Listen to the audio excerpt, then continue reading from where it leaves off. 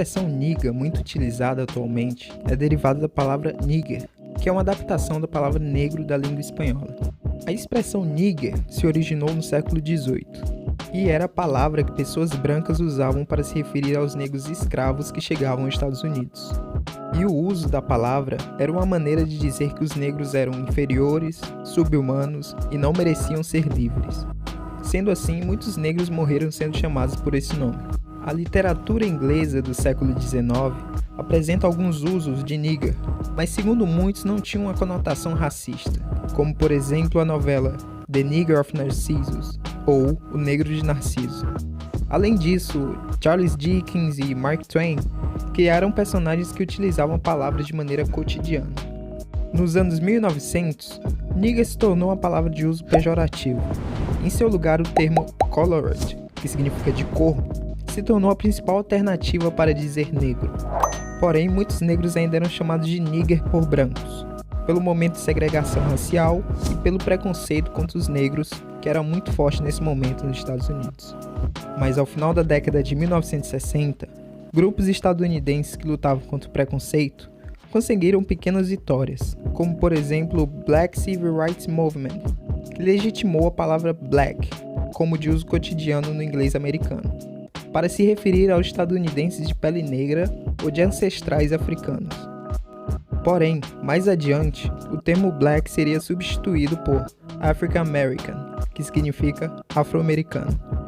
Por volta dos anos 80, a cena do hip hop e do rap popularizou a expressão nigga, que provém exatamente da antiga expressão nigger, com destaque para o grupo NWA, que popularizou bastante o termo.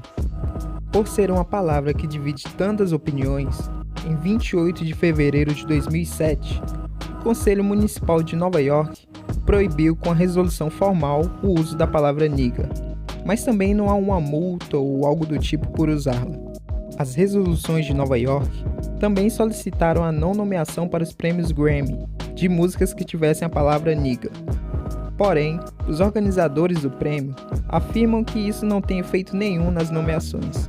Em programas de televisão ou em outros meios de comunicação, a palavra é frequentemente censurada ou substituída por N-word, a palavra com N.